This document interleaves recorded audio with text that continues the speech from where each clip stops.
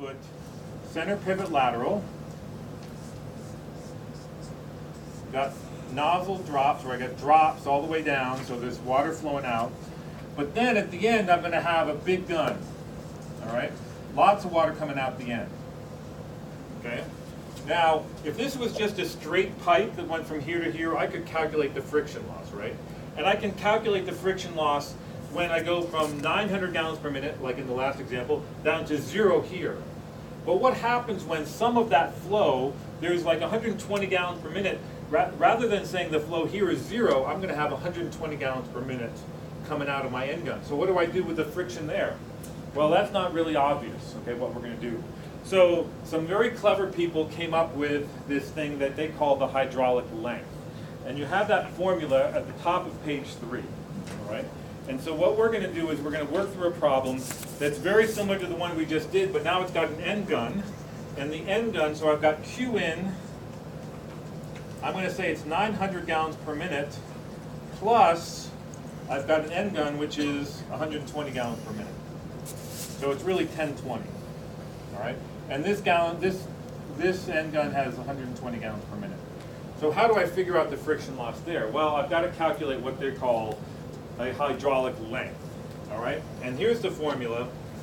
We've got an equivalent hydraulic length. Now, whenever you hear this thing like equivalent hydraulic length, this is not something that you can go out in the field and measure. It's like a virtual length. There's nothing out there in the field. You might be able to measure a 1,320 foot lateral, but this equivalent hydraulic length, there's nothing out there that you can measure and find out what that is. It's just a calculation, okay, that we do.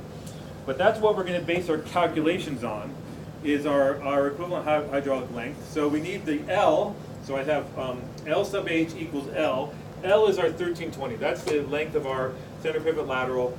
And then I have the square root of 2 Q's.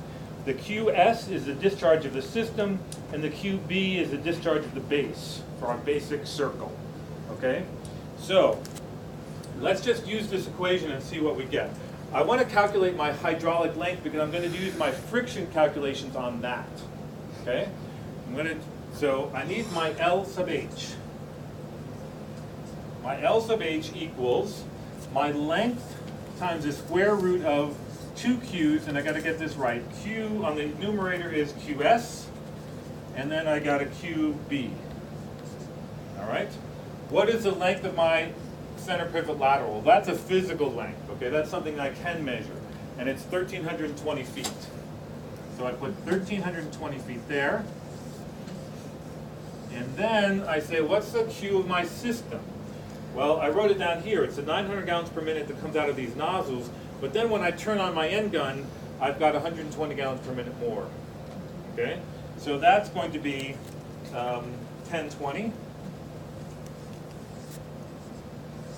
And the base, that is just out of the lateral itself, that's my good old 900 gallons per minute. All right, now I'll give you a second to punch that in a calculator.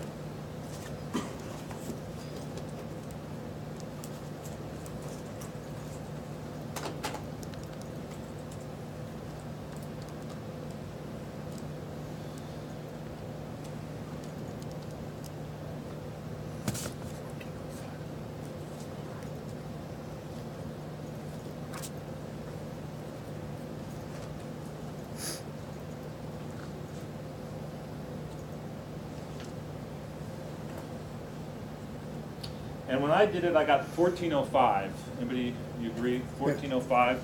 So that is my equivalent, what are we calling it? The equivalent hydraulic length, and that's in feet. Okay? So rather than having a 1,320 foot length, I'm going to do my calculations on a 1,405 foot length of pipe. Okay? Everything else is the same.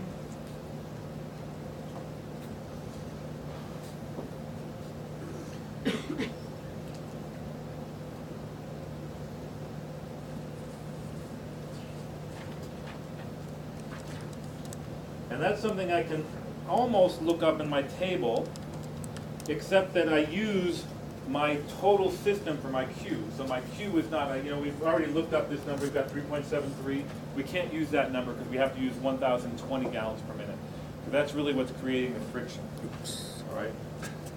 So I still have my 6 and 5/8. So using this table, I look at the third column down, and 1,000 gallons per minute is 4.53. 1,050 is 4.96. 4.53, 4.96. I can do a little interpolation, which I'm going to spare you. Okay. All right. But do you see where I got those numbers?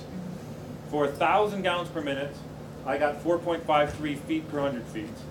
And for 1050, I got 4.96 feet per 100 feet. All right. Now I'm just going to interpolate for 1020, and I got 4.69. That look about right? Yeah.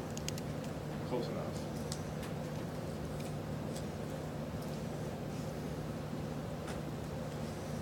.69 feet per 100 feet.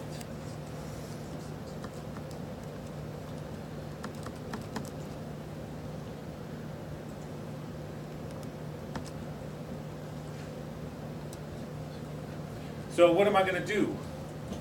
That's kind of important. Now what's my length of my pipe? I'm not going to use the actual length, I'm going to use the equivalent, which is 1405. So how many 100-foot sections do I have in a 1405-foot piece of pipe? 14.05 100-foot sections, all right? And I multiply this by 14.05, okay? And am I done? No?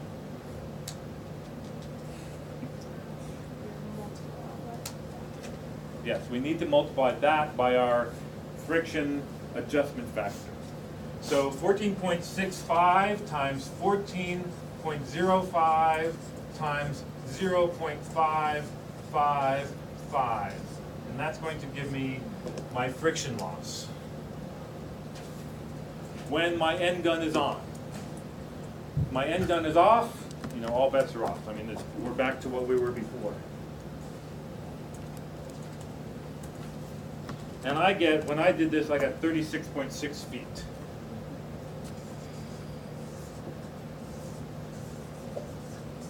Okay? Yeah. 4.69, where did that come from again? Yeah, great question. So I looked on the table here, and I'm using 1020, but this table does not have 1020. That's 1,020 gallons per minute. It's got 1,000, and then it's got 1,050. So 1,000, I got 4.53. For 1,050, I got 4.96, and I just interpolated. You know, 20% of the way between those two numbers is, I'm claiming it's 4.69. And y'all can, if somebody else gets a different answer, you may be right. But that's probably pretty close. Okay? So the thing uses half as much as a nozzle package. Yeah, yeah. It adds to the friction loss, absolutely. And that's only the case when it's on, when the end gun is on, right? I mean, if the end gun is not on, that 120 gallons per minute is not flowing through, all right? Okay.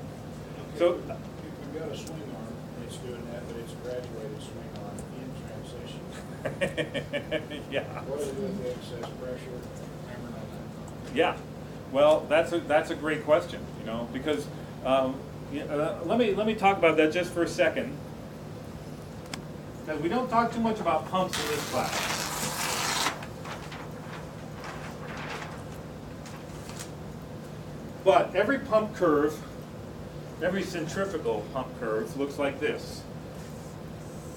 I've got a TDH on the y-axis, and I've got a Q, or system flow rate capacity, on the x-axis. That's y, that's x. And it looks kind of like this, all right? So what happens when I'm here, say this is 900 gallons per minute. That is my TDH, right? That is my TDH. What happens when my end gun turns on? Well, the end gun is down here. This is going to be operating here at 1020 gallons per minute. What is the pump? What changed in the pump? Not only did I get more flow rate, what else happened with the production of that pump?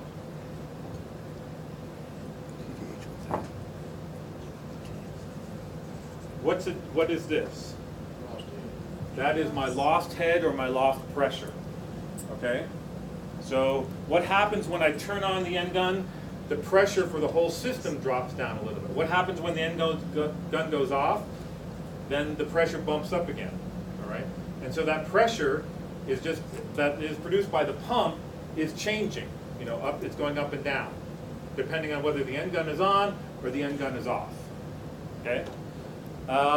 So what's the solution? Booster pump. I'm sorry? Booster pump. Yeah, very often we have a booster pump, right? We have a booster pump that will add that pressure for us because we just lost pressure and now we want that pump, the end gun, to run. So they'll literally, they'll put a booster pump right next to the end gun, all right? So it takes that pressure, which is that water, which is out at the end of the lateral, and boosts up the pressure so it has enough to operate the end gun. End guns usually require a lot of pressure to get the water out, like 150 feet, okay? And the other thing to do to make sure that we don't mess up with our nozzles along the lateral is we put pressure regulators on. And then the key is making sure that no matter what, we have the right amount of pressure so the pressure regulators can operate correctly. All right. Okay, so my concern is we have sized the pump to deliver to the full capacity of the swing arm. And then when we're shut off in the small sections of the field in that rotation, what we do with the excess pressure. Yeah. So what happens if you don't have pressure regulators? What's that? It will, you'll get more flow out of your nozzles, which is why we put pressure regulators on. But when we put pressure regulators on, and if you're sitting there and it's like, well, the pressure, you got a 15-pound pressure regulator, you're supposed to present, you're supposed to give it 20 pounds, but what if you give it 30 pounds? It's still going to knock it down to 15, right? So what happened with that pressure? You go from 30 to 15, what happens? Well, you're just burning it up. Did that pressure cost you money? Yeah, it definitely cost you money. It costs a lot more money to provide 30 PSI than it does 20 PSI at that location. So now you can look at a couple options, all right? For your pump, you can look at variable frequency drives. And when we do this exercise, if you look at the tech note for variable frequency drives, there is an example in there, what happens with a center pivot, and correct me if I'm wrong, Claire, that's for the elevation, right? So what happens if you have not a level field, but sometimes it's pointing up and sometimes it's pointing down? Is a variable frequency drive on your pump, would it be cost effective? And it's going to depend on your situation, but that's something you might want to consider. Well, see, my next dilemma is it's 168 acres and I'm single phase, no open three phase. Yes. And loading the line, I think too much. Even with the VFD, I don't know. Yeah. Well, with the VFDs, you can use, it can take single phase and convert it to three phase. But if it's your line is up against the capacity of the line, you might not have too many options. So. Yeah, 700 gallon net, so that's. Yeah. Okay. So based on these, what's more efficient to have a center pivot working on a 25 PSI, 15 PSI, or 27? So let me, what was the third option? Yeah, different pressure. 15, Right, 25, 15, 25, 50. Well, here's what we've, the NRCS has done a lot of cost share on dropping pressures down on center pivots. And part of that is because we've learned over the past 20 or 30 years that we don't, what we used to do with center pivots, and this is the way I look at it, is that we used to look at center pivots just like we looked at solid sets. It was just a solid set that moved around. Okay, so what did solid sets? They had impact sprinklers and they put them up at the top. Okay, and then over time people figured out, well, we don't really have to throw water out 50 feet because that lateral is going to be directly over the plant eventually, right? I mean, why would you throw water, pay money to throw water out 50 feet if you're going to be there in 5 minutes, right? Why not throw it out 20 feet? And then just because you're going to cover everything anyway, it's not like a solid set or a wheel line where you've got to make sure you have overlap in the sense that the lateral is actually moving. Okay, so we started with having high pressures and we're going to low pressures, and part of the reason is because we realized we didn't need to have those high pressures. We could have a lower pressure, have a nozzle that runs at say 15 psi or lower. Okay, and what's the advantage? We don't have to pay for pressurizing that water. And it's, like I said, it's a lot more expensive to pressurize water to 50 psi than it is to pressure the water to 20 psi. So that's kind of the trend in center pivots over the past 50 years, is they've gone from high pressure to low pressure.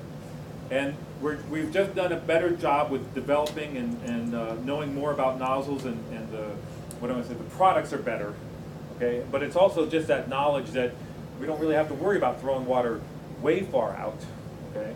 I mean, there are advantages of getting it far out, but if your soil can handle it, you're going to be over that spot. Why throw it out 50 feet? So, all right, let's take I got 20 minutes to 2. We'll take a